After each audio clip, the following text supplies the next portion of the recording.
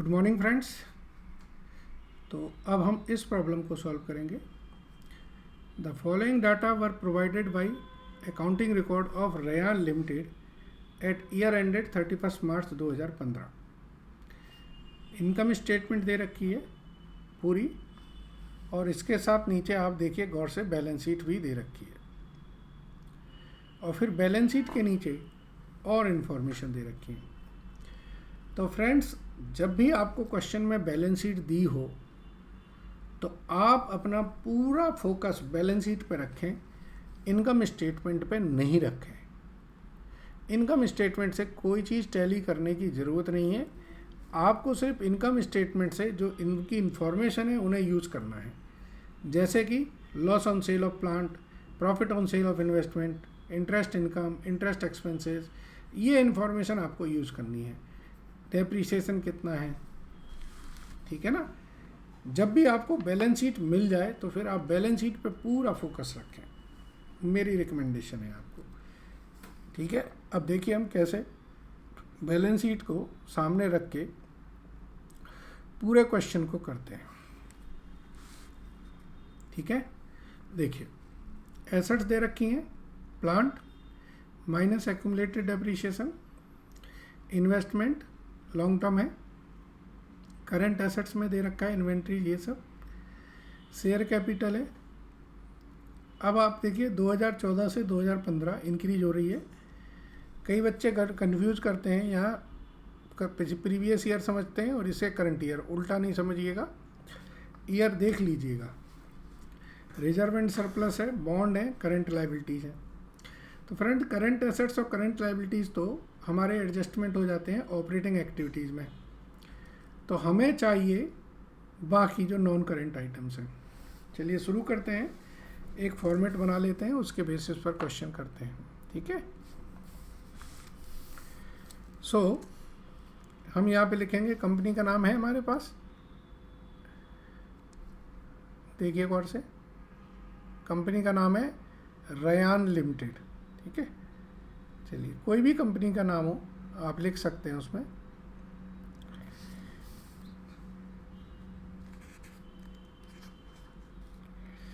तो यहाँ पे लिखें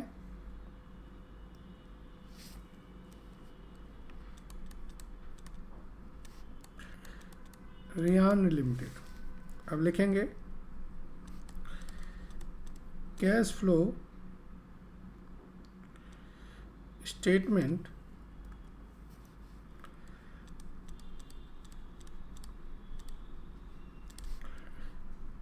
for the year ended 31 March 2015। और अब ये हम बनाएंगे इनडायरेक्ट मेथड से, ठीक है।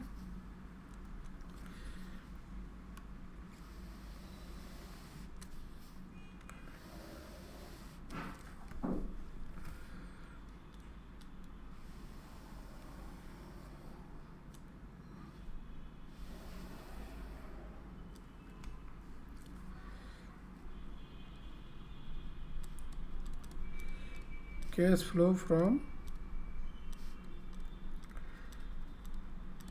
Operating activities A. इसके बाद बी आएगा cash flow from investing activities, और C cash flow from financing activities, ठीक है। तो ये होगा net increase in cash and cash equivalent. फिर ऐड करेंगे हम cash and cash equivalent at the beginning. तो ये बचेगा हमारा cash and cash equivalent at the end. ठीक है, यस।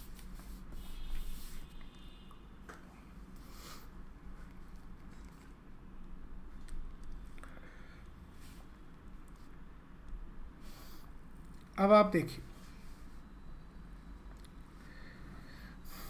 प्लांट एसेट्स हैं, एक्यूमुलेटेड डेप्रिसिएशन दे रखा है, इन्वेस्टमेंट है, share capital, reserve and surplus. ठीक है। सो अब हमें कुछ वर्किंग नोट्स बनाने होंगे जो मैं नेक्स्ट पेज पे बना रहा हूँ। ठीक है। एक हमारा जो वर्किंग नोट जो बनता ही बनता है,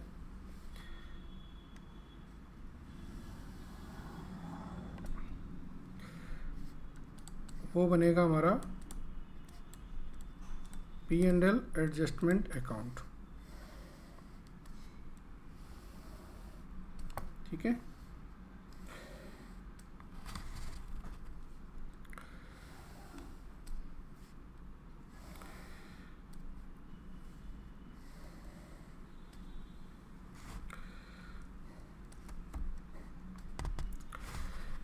एक यहाँ वर्किंग नोट हमारा बनेगा फिक्स एसेट्स के लिए।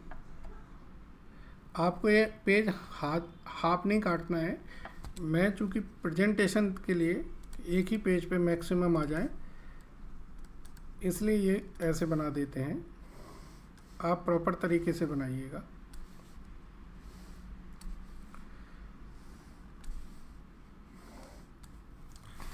ये प्लांट अकाउंट आ गया। इसके बाद एक अकाउंट बनेगा हमारा accumulated depreciation account.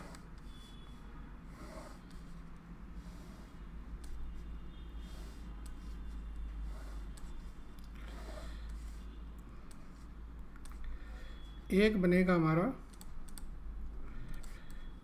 Plant sold account.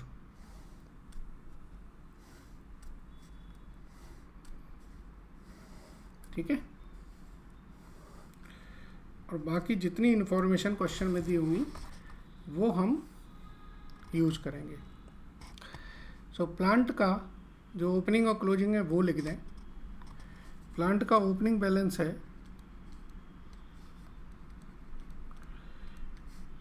5,05,000।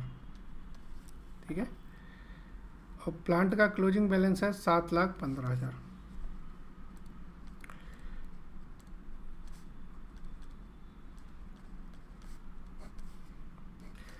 ऐसे ही एक्यूमुलेटेड डेप्रिसिएशन का ओपनिंग बैलेंस है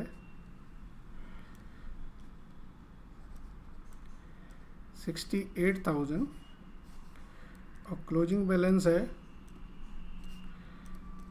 1,03,000। ठीक है, यस। अब एक अच्छा इन्वेस्टमेंट अकाउंट भी बना लेते हैं।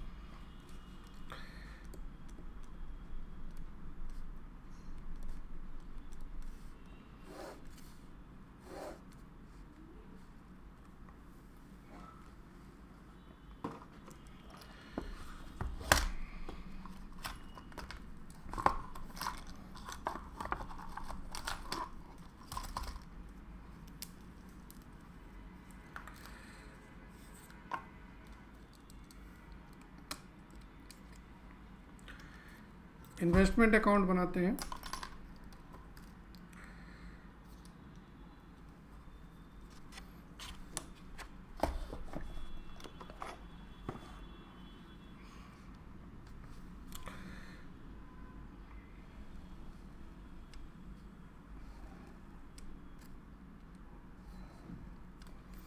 ठीक है। अब इन्वेस्टमेंट अकाउंट्स में आप गौर से देखें, ओपनिंग बैलेंस आपका 1,27,000 है।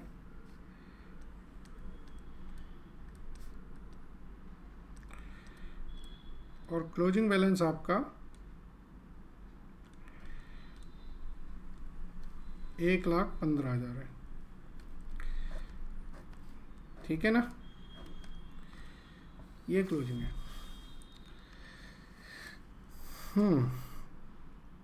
चलिए अब पढ़ते हैं। क्वेश्चन में दिया है कि परचेज इन्वेस्टमेंट फॉर ₹78,000। नीचे वाला एडजस्टमेंट पढ़िए, परचेज इन्वेस्टमेंट फॉर ₹78,000। इसका मतलब है मैंने 78,000 का नया इन्वेस्टमेंट किया है।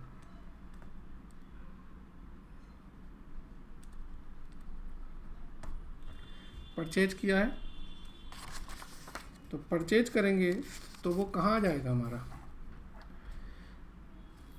इन्वेस्टिंग एक्टिविटीज में।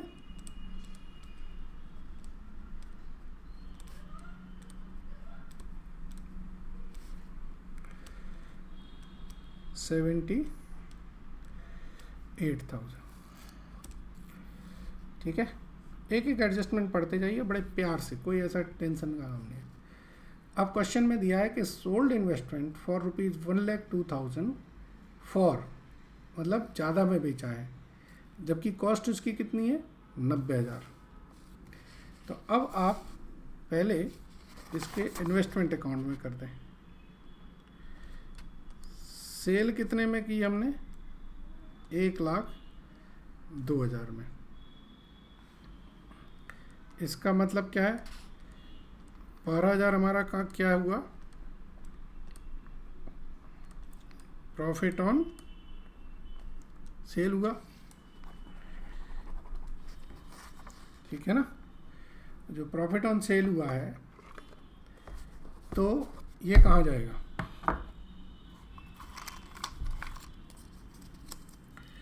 प्रॉफिट ऑन सेल हमारे P&L में गया होगा, इनकम साइड में।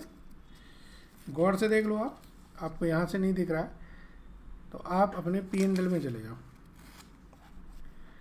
P&L में देखो, आपको प्रॉफिट ऑन सेल आना चाहिए। गेन ऑन सेल और ऑन इन्वेस्टमेंट ये दिखा है 12,000 रुपये। ये 12,000 रुपये ये वही वाली गेन है जो हमारे इन्वेस्टमेंट अकाउंट में दिख रहे हैं, ठीक है। सो अब ये 12,000 हमारा जो प्रॉफिट ऑन सेल है वो हम कहाँ लिखेंगे,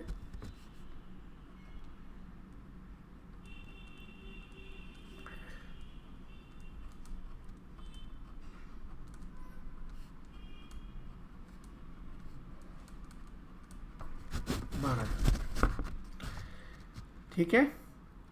तो ये जो ट्रांजैक्शन अगर हम सिर्फ बैलेंस शीट को फोकस के करके करें तो जो ऊपर ट्रांजैक्शन है वो ऑटोमेटिकली हमें मिल जाएंगे, घबराने की बात नहीं है। अब आप ये देखिए, इन्वेस्टमेंट बेचा है तो इन्वेस्टमेंट एक्टिविटी में आएगा सेल ऑफ इन्वेस्टमेंट 1,02,000।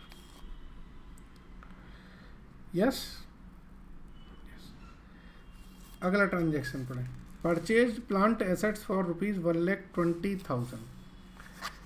तो अब यहाँ पे डायरेक्ट लिख सकते हैं क्योंकि आना तो अल्टीमेटली यहीं पर है। परचेज्ड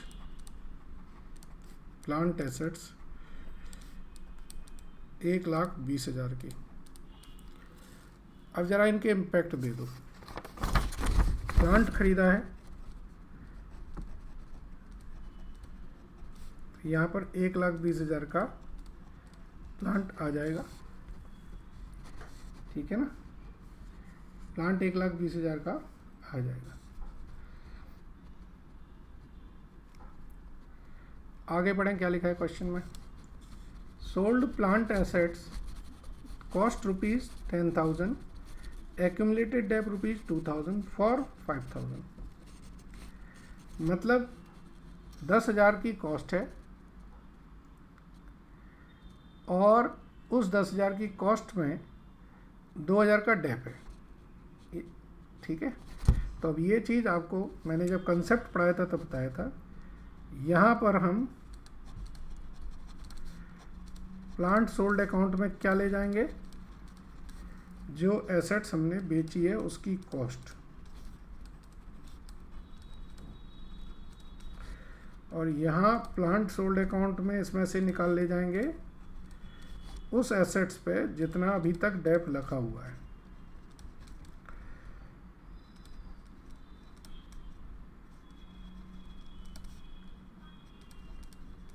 ठीक है, अब इसे बेचा कितने में है? 5,000 रुपये में। तो लॉस कितनी हो गई? 3,000 रुपये की।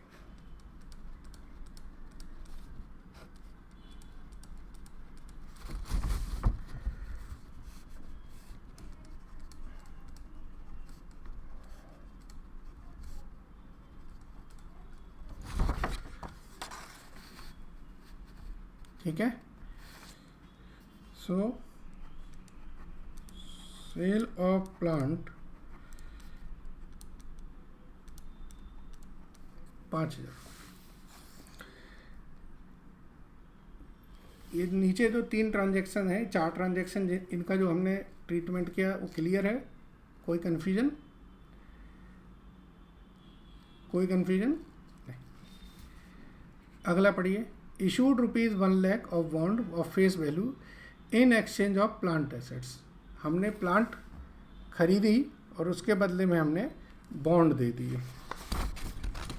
सो एक मैं बॉन्ड अकाउंट भी बना देता हूँ।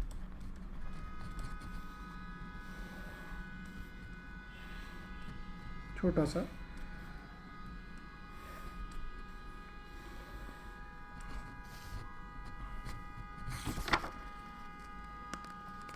बॉन्ड बताइए कितने के हैं?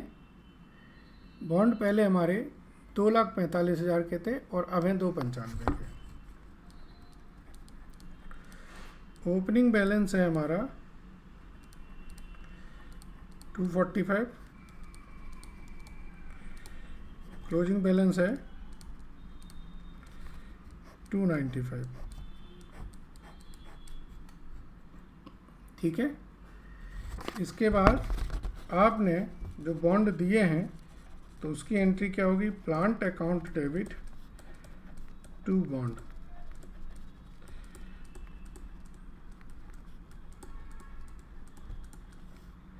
ये है एक तरह से इशू ऑफ शेयर्स और issue of debenture for consideration other than cash. तो यहाँ पर एंट्री आएगी बाय प्लांट 1 लाख, और यहाँ पर एंट्री आएगी टू बॉन्ड 1 लाख। इस एंट्री को ध्यान दीजिए। इस जब तक आपकी एक कंसेप्ट है कि अगर कोई जनरल एंट्री में ये भी नॉन करंट आइटम है और ये भी नॉन करंट आइटम है, देखिए प्लांट नॉन करंट आइटम है, करंट एसेट्स तो नहीं है, और बॉन्ड भी आपका डिवेंचर लोन ये नॉन करंट आइटम है। तो जब किसी जनरल एंट्री में नॉन करंट और नॉन करंट आते हैं तो उसमें कोई भी इनफ्लो नहीं होता है। अगर आप इसे शो करेंगे तो इसका कोई इम्पैक्ट नहीं आएगा। ठीक है, फिर भी इनफ्लो कोई नहीं है कैश इनफ्लोज। तो कई बुक्स में इसका इम्पैक्ट नहीं दिखाते हैं, आप चाहें तो दिखा सकते हैं। चलिए ठीक है, अभी समझाता हूँ। आप दिखाने के लिए आपके पास ये है, आप लिखेंगे प्लांट परचेज किया मैंने, ब्रैकेट में लिख देंगे बॉन्ड कितने का? 1 लाख का। तो यहाँ पर बॉन्ड इशू हुए हैं फॉर प्लांट।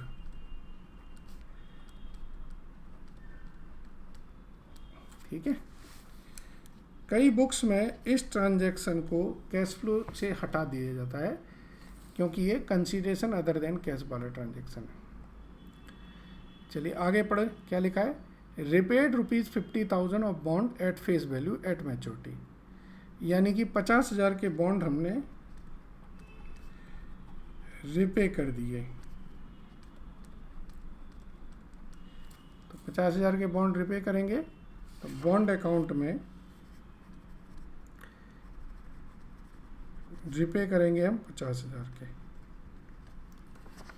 ठीक है, चलिए अगला ट्रांजैक्शन पढ़ें। Issued 15,000 equity shares of ₹10 each. तो आप देखिए शेयर आपके 15,000 शेयर इशू किए हैं आपने। सो इशू ऑफ शेयर 15,000, 10 रुपये से ये 1.5 लाख के आपके बढ़ गए।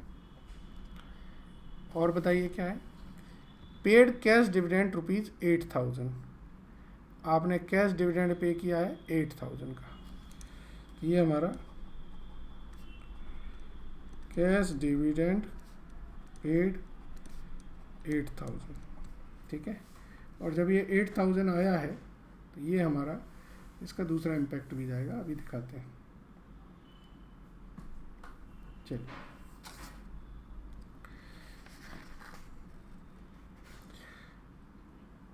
आप गौर से देखेंगे तो आपकी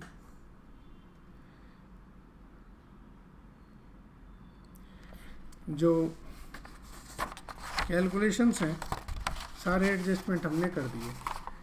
अब देखिए लायबिलिटी साइड में करंट लायबिलिटीज़ तो हम वहाँ ले जाएंगे, शेयर कैपिटल हो गया, रिजर्व एंड सरप्लस का जो चेंजेस हैं वो हम अपने P&L अकाउंट में लेते हैं।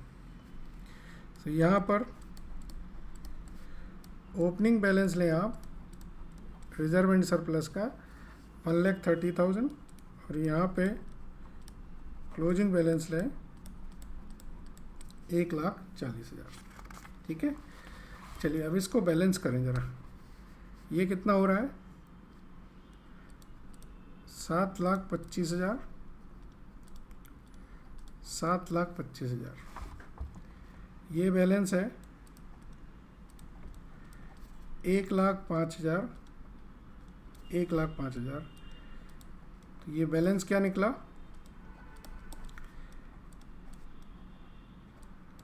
डेप्रीशिएशन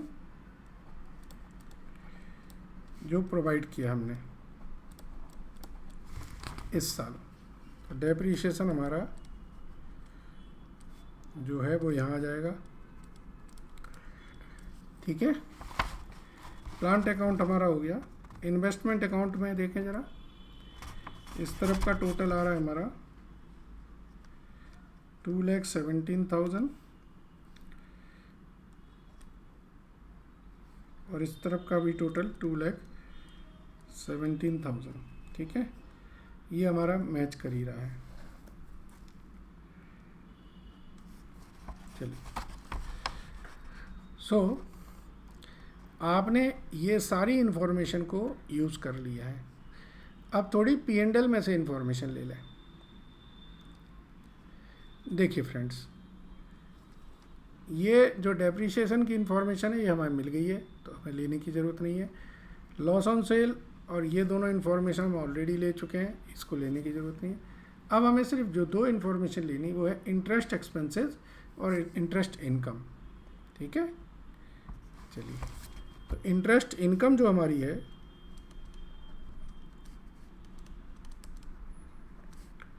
वो है हमारी 6,000 और इंटरेस्ट जो एक्सपेंसेस है वो हमारा है 23,000। ठीक है,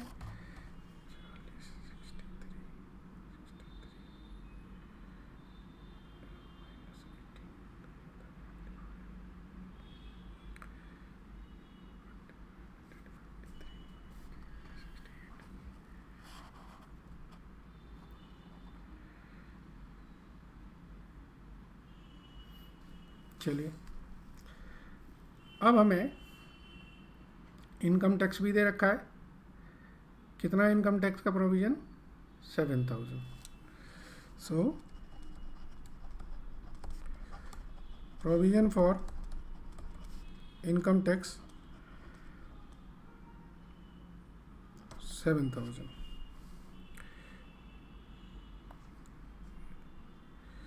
अब कितना हो गया ये 78।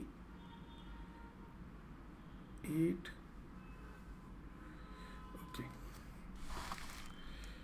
एक छोटा सा अकाउंट और बना दें, प्रोविजन फॉर इनकम टैक्स।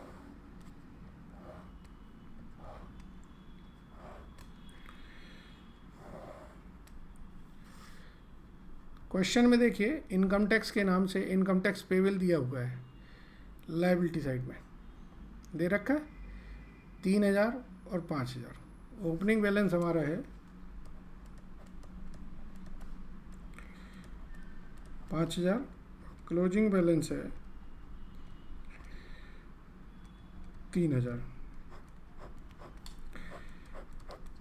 जो हमने प्रोविज़न बनाया है कितना बनाया, 7000।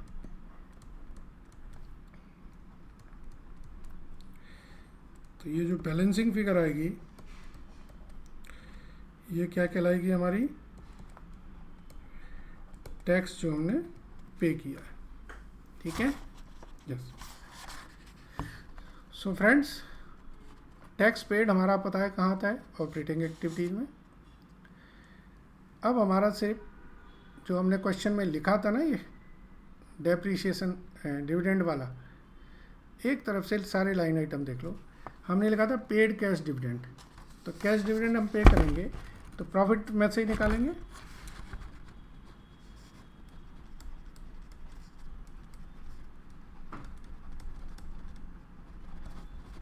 $8,000।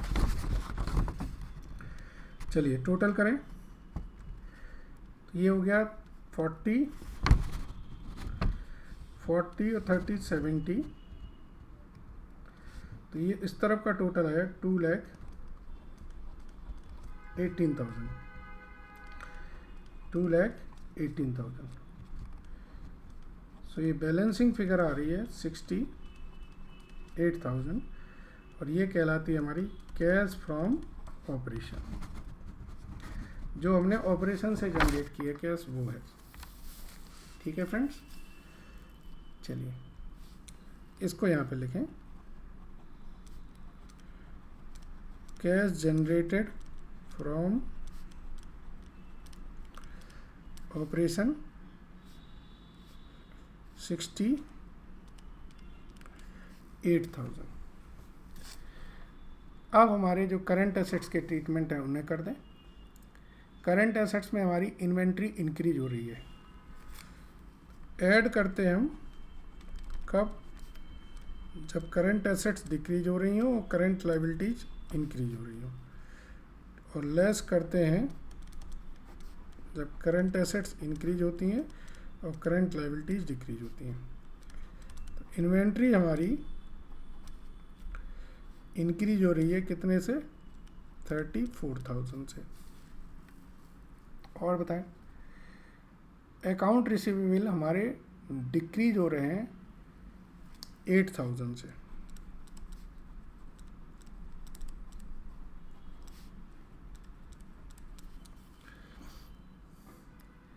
इसके बाद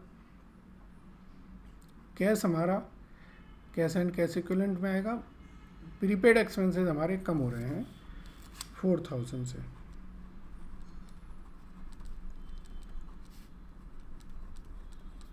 ठीक है जी, प्रीपेड एक्सपेंसेस हमारे 4,000 से कम हो रहे हैं।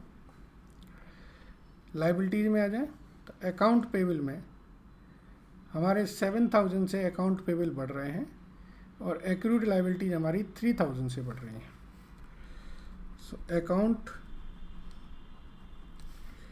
ये डिक्रीज हो रहे हैं और ये इंक्रीज हो रहे हैं कितने से, अकाउंट पेबल इंक्रीज हो रहे हैं हमारे 7,000 से और एक्रूड लायबिलिटीज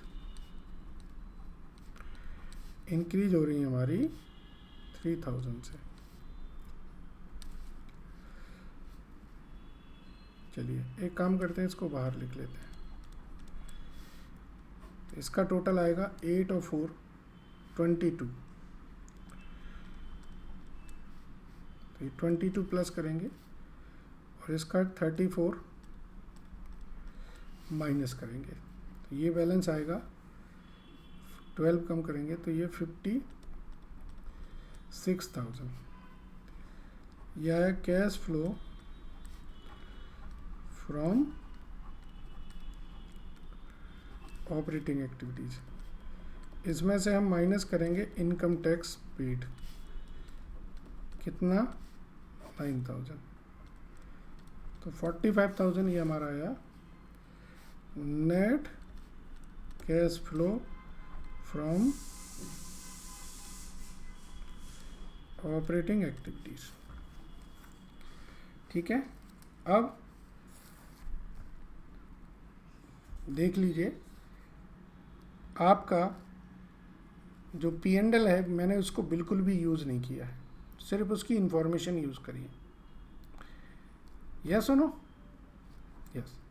आप कहेंगे सर ये 16,000 रुपये था और यहाँ पर रिजर्व एंड सरप्लस में सिर्फ 8,000 का ही इंक्रीज आ रहा है, तो बाकी 8,000 कहाँ गए? फ्रेंड्स 8,000 का डिविडेंड भी तो दिया आपने इसी 16,000 में से। ठीक है, यस। तो वो आपको थोड़ा प्रैक्टिस करने से आएगा। बाकी चलिए इसको करते हैं।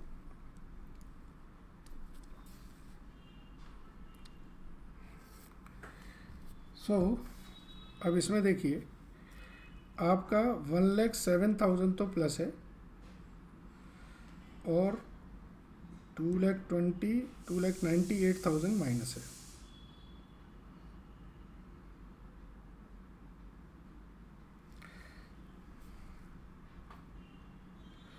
$78 माइनस 1,07,000,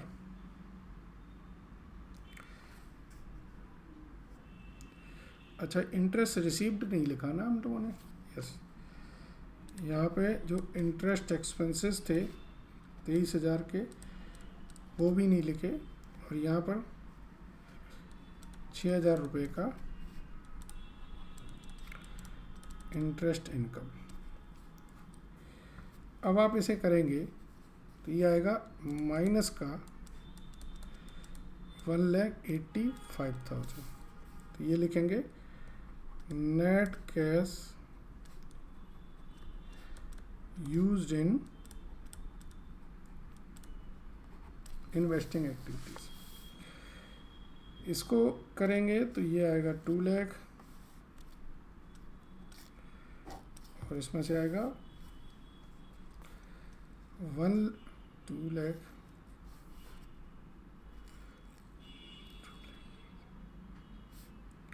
31 कम कर देंगे तो ये आएगा प्लस का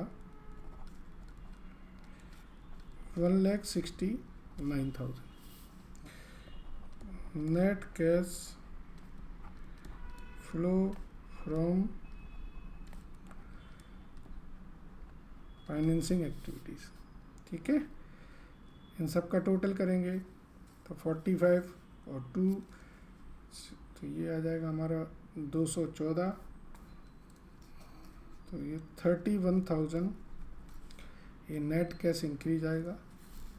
अब आप देखिए ओपनिंग बैलेंस हमारे पास कैश का कितना था? कैश का ओपनिंग बैलेंस था 15,000, तो क्लोजिंग बैलेंस ये 46,000 आ गया। अगर आपकी बुक में, कौन सी बुक, जो कोई बुक है, अगर उन्होंने इन ट्रांजैक्शन को हटा दिया तो ये क्या होगा? फिर ये -85,000 बचेगा और ये प्लस का 69,000 बचेगा। तो नॉर्मली बेटर है कि आप ये बुक्स में से हटा दें कि भाई जो भी अगर issue for consideration other than cash है उसको आप कैश फ्लो पे ना लिखें। ठीक है, तरीका सही यही है, बट मैंने आपको कैलकुलेशन पर्पज़ के लिए सिखा दिया। आई होप ये क्वेश्चन पूरा क्लियर होगा आपको। मैंने बहुत ही स्टेप बाय स्टेप करवाया है। Thank you very much.